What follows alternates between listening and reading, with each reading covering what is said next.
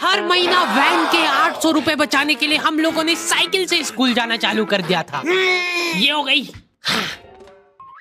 चार लौंडे थरथराती ठंड में साइकिल से स्कूल जाते हैं, ब्लेजर, टोपा, मफलर बांध बुंदा के। एक तो ये ब्लेजर बहुत अजीब था हमारे स्कूल का। 2 जेब थी हमारे ब्लेजर में और 2 ही अंदर की साइड थी। हमारे स्कूल वालों को लगा कि बाहर जेब का क्या ही यूज हो सकता है, इसलिए उन लोगों ने बाहर जेब ही नहीं दी। क्या करूं मैं इस जेब का? ठंडी लग रही है तो हाथ अंदर वाली जेब में डाल के चलना पड़ता था। कोनी से साइकिल चला के आते थे हम लोग स्कूल। सबको ऐसा लगता था कि हम लोग अपाहिज हैं। और फिर एकदम से हम लोग हाथ बाहर निकाल लेते थे।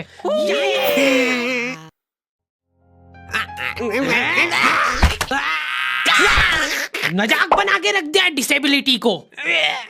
अपाहिज लोगों की रिस्पेक्ट कम हो गई थी हमारी वजह से, लेकिन लड़कियां खुश हो गई थी इस इनोवेशन से। उनको लगा था कि ब्रा का खर्चा नहीं करना पड़ेगा, अपना जो भी सामान है उसको एकदम जेंटली इन जेबों के अंदर प्लेस कर देंगे। लेकिन इसमें एक छोटी सी दिक्कत थी। स्कूल वालों ने लड़कियों के ब्लेजर में एक ही जेब रखी थी। तुम लोग नहीं समझोगे कितना मुश्किल होता है एक ही जेब में इतना सारा सामान घुसाना। हर रोज लेट होते थे हम लोग स्कूल, क्योंकि मेरी साइकिल की चेन ढीली थी। थोड़ी सी भी स्पीड बढ़ाते थे तो वो चेन उतर जाती थी। लेकिन पापा ने मेरे को प्रॉपर ट्रेनिंग दे रखी थी चेन चढ़ाने की। एक जना ऐसे खींचेगा टायर, उतने में अपने को पानी से फटाफट कस देना है। ये हो गई टाइट। बैग में पाना पेचकस रख के लाना पड़ता था मेरे को स्कूल, कि कभी भी रास्ते में चेन उतर सकती है। इमेजिन करो एक बार कि तुम चुपचाप वैन में बैठ के जा रहे हो, बीच सड़क में 4 लौंडे साइकिल पलटा के ये फटाफट क्लास में बैठे हुए मेरे को डर बना रहता था कि कोई गलती से मेरा बैग चेक नहीं कर ले। तो आज हम लोग पढ़ेंगे टेंस। सबसे घटिया वाहियात नीच टॉपिक लगता था मेरे को टेंस। पास्ट, प्रेजेंट और फ्यूचर तक बात ठीक थी। प्रेजेंट कंटिन्यूअस टेंस क्या होता है? सिंपल पास्ट, पास्ट कंटिन्यूअस मतलब वो बीत चुका है पर चल भी रहा है।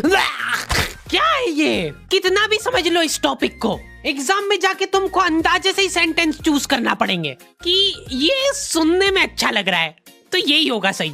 एग्जाम में इन्विजिलेटर हमको क्वेश्चन पेपर पे कुछ नहीं लिखने देता था। इनको ऐसा लगता था कि हम लोग क्वेश्चन पेपर पे आंसर लिख लिख के चीटिंग करेंगे। लेकिन हमारी क्लास के बच्चे एडवांस हो गए थे। ये पूरी की पूरी आंसर शीट एक्सचेंज कर लेते थे कि तू लिख के देते को आता है तो। बोर्ड एग्जाम थी यार हमारी, और हमारे स्कूल वाले बोर्ड एग्जाम को बहुत सीरियसली लेते थे। अलकायदा टाइप ट्रेनिंग मिली थी हम लोगों को। एग्जाम देते हुए कहीं से भी बॉम्ब गिर सकता है, लेकिन तुम्हारे हाथ नहीं रुकना चाहिए, चाहे तुमको क्वेश्चन आता हो या ना, कुछ न कुछ लिख के ही आना है। हमारा एक ही मकसद होना चाहिए, आंसर शीट भरना। नहीं आए तो अभी कुछ भी लिख के आ जाओ। मेरे को ये नहीं समझ आता कि मैं कुछ भी कैसे लिख के आ जाऊं। मेरे को आता ही नहीं है, क्या लिखूं मैं? एक तो हमको इतना डरा धमका के भेजा गया था ना सेंटर पे, मैं नर्वसनेस में जाके अपना नाम भूल गया वहां पे। इन्विजिलेटर ने नाम पूछा, मैं सोच रहा हूँ क्या हो सकता है। बेटा नाम, नाम तुम्हारा। 2 मिनट। हाँ हेलो मम्मी, मेरा नाम क्या है? बोर्ड एग्जाम के नाम पे इतना डरा दिया था ना स्कूल वालों ने हमको। अच्छों का मुंह निकल जाता है टट्टी के साथ मिक्स होके। तुम लोगों का एक सेंटर आएगा जिसके चारों तरफ सैनिक तैनात रहेंगे। बिना एडमिट कार्ड के वहाँ पे आसपास भी भटकते हुए मत दिख जाना, जिंदा जला देंगे वो लोग। और अगर चीटिंग करते हुए पकड़ा गए तो ना तो तुम हमको जानते हो ना हम तुमको जानते हैं। हम लोग एग्जाम वाले दिन सेंटर पहुंचे तो बच्चों से ज्यादा सिक्योरिटी थी वहाँ पे। आज तक इतनी सिक्योरिटी मैंने एयरपोर्ट पे भी नहीं देखी थी। आर्मी वगैरह खड़ी थी वहाँ पे टैंक लेके। वो सिक्योरिटी वाले एक एक रबड़ का रैपर निकाल के देख रहे थे कि उसके पीछे तो नहीं लिख के लाया कुछ। क्या लिख लूंगा मैं इतनी सी जगह में? लिख भी लिया तो मेरे को ही समझ नहीं आएगा कि क्या लिखा है। कुछ चीजों का मेरे को लॉजिक ही समझ नहीं आया था कि तुम नंबर वाली घड़ी पहन के नहीं जा सकते हो, पहनना है तो कांटे वाली पहनो। उनको शायद शक हो गया था कि ये सारे लोग एक साथ कोऑर्डिनेशन करके बम बम नहीं फोड़ दे। उधर एक बच्चे की घड़ी का अलार्म बज गया और वो बजता भी बॉम्ब के टाइमर जैसा है। अलकायदा जिंदाबाद। जिस पाउच में तुम सामान ला रहे हो वो भी ट्रांसपेरेंट होना चाहिए। मेरे बैग में से इनको पाने पेचकस मिले थे, क्या जवाब दूं मैं इसका कि क्या यूज में आते हैं ये? उनको वहाँ पे डेमो करके बताना पड़ा कि ये यूज में आता है ये सब आइटम। फिर बाकी बच्चों ने भी कंफर्म करा कि हाँ देखा तो है हमने इनको रास्ते में ये हरकत करते हुए। ये सब देख के उन्होंने मेरे पाने पेचकस तो हाथों हाथ नाली में फेंक दिए थे। हमारे एक साथी की जेब में से ड्रग्स बरामद हो गए थे। अरे ड्रग्स नहीं है, ये इनहेलर है। इसको ऐसे सूंघते हैं, नाक बंद होती है तो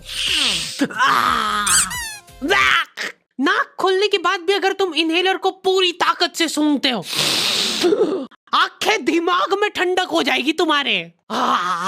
वो बच्चे नहीं होते जो पूरा साल टाइम पास करते और एग्जाम के एक दिन पहले पढ़ के एग्जाम देने आ जाते हैं। वो बनने की मैं कोशिश ही कर पाया था सिर्फ।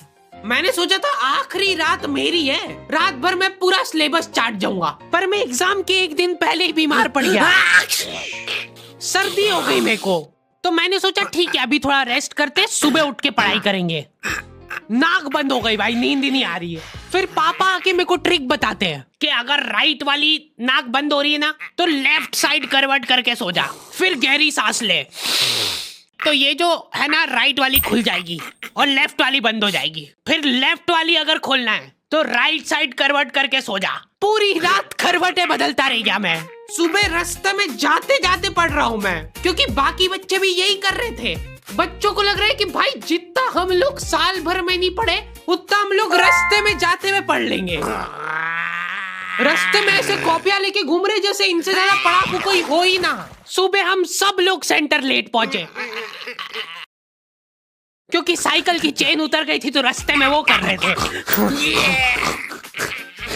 और क्वेश्चन पेपर भी लेट हो गया था उस दिन। क्वेश्चन पेपर Z+ सिक्योरिटी के साथ आता था। 10 बॉडीगार्ड लेके आते थे एक जरा सा पार्सल।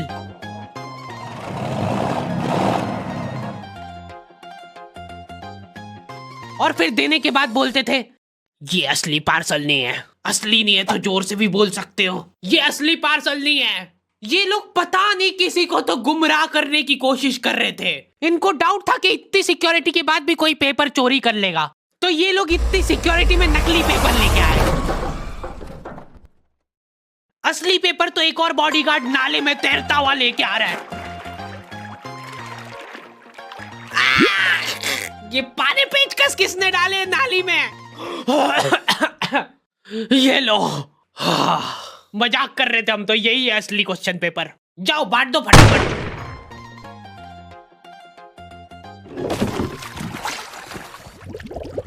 ये अपना आपस में एक दूसरे को गुमराह कर रहे थे।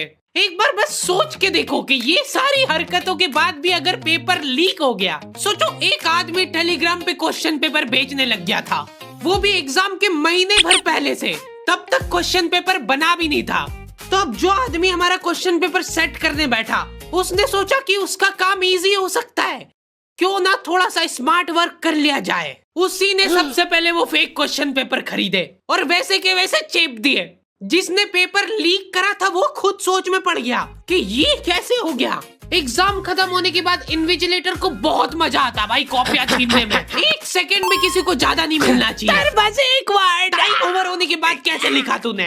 एक बच्चे ने खुद से कॉपी दे दी तो इनको डिसरिस्पेक्टफुल महसूस हो गया था। उसको वापस से कॉपी दे दी कि लिख ले थोड़ी देर और। जैसे लिखने लगा वापस छीन ली।